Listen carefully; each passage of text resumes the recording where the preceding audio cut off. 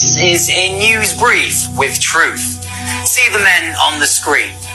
They are the ancestors of the African American, but there is a problem. Their true identity.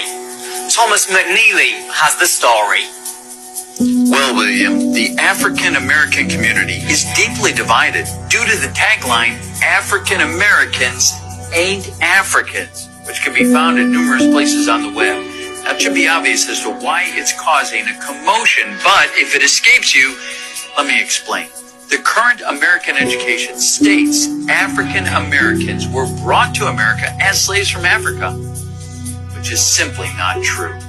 They are American indigenous, not descendants of Africans. As they say, the truth is stranger than fiction. Although this fact isn't spoken of openly, it's not a secret. However, with programming such as Roots, 12 Years a Slave, The African American Story, and The Book of Negroes, is it any wonder why so many African Americans are confused? We won't address all the misleading DNA tests being provided to connect African Americans to Africa. So, the argument is, do they continue identifying as African Americans, which is a fake identity for them, or embrace being identified as Indigenous Americans? Are there any consequences of choosing one identity over the other? William, that's a good question. According to African Americans Ain't Africans Facebook forum, identifying as African American is to quietly relinquish ancestral connections to America. Connections that go back hundreds of thousands of years. Curious story, but one appropriate for February, which is Black History Month in the United States. What a conundrum. A story worth keeping an eye on for further developments. Thank you, Thomas.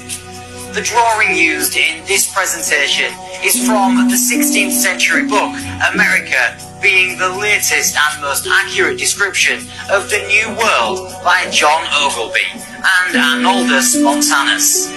As you may have guessed, the men in the drawing are American. I'm William Attlee, and this has been a news brief with truth. The term African American to refer to all black people was endorsed only since 1989, but was against the desires of the majority of black people. In fact, the term was endorsed by only 5 people, including Reverend Jesse Jackson and Ramona Edlin leading the charge, as a result of a gathering called the African American Summit, without the input of the majority of black people. Author Avis J. Smith went to the district court in Washington, D.C. to stand against this term, as well as against the notion that a small group of powerful individuals should be able to compel the masses into adopting it. African American, the opposition court case, asks the question, who sanctions language? Who creates and enforces the wording that we use day in and day out? And do these people actually have the authority to do so? Abram's descendants are the ones who have the right to have this land, correct? Yes. Okay. Why don't we do genetic testing on everybody in the land and find out who Abram's descendants are? It's really simple. We've cracked the human genome. We can do that. Why don't we do that? Would you be against doing that? I have no idea what that would prove. I mean, really? Maybe it would be. What do you mean? It would prove who Abram's descendants are and who has a right to live here and who doesn't, according to the theology that you yourself just explained. And so I'm very confused as to why we don't do that. If you believe the theology that you've just explained to me. Would we do that all over the world? Well, and everybody this is the only country in the world that you've said has this covenant with God, that this people have a moral and legal right to the land. But there are people who may not have bloodlines, but who have converted to Judaism. Are they going to be able to live here? Are you going to kick them out? By your standards, they can't live here. Because you just told me that they have a right to live here because God gave them the land because they're the descendants of Abram. They're the descendants of Abraham. But if they're the spiritual descendants of Abraham and they've now decided that they're converting to Judaism, then do they have a right to live in Israel? Since you began this conversation by asking me, did I think they had a right to come here? Yeah, that's and what my question was, On what basis do they have the right? Yeah. And I'm you said because God granted it to them. And I also said because that there should be a land where Jews can live in peace and safety. And I asked you what a Jew was, and you couldn't answer it. You said I didn't it partly is religious, but doesn't have to be. It's partly genetic, but it doesn't have to be. And so that you can see why I'm confused. I think I was very clear. Bibi's family, we know they lived in Eastern Europe. There's no evidence they ever lived here. He's not religious. But in what sense? How do we know that? Do you have his family tree? No, we don't. Do you? He doesn't. So no one does. That's the point. So how do we know that he has any connection to this land at all? And if there has been a practice of Judaism and a connection to the language, the Bible, the land. His ancestors didn't. He doesn't practice Judaism in any rigorous way.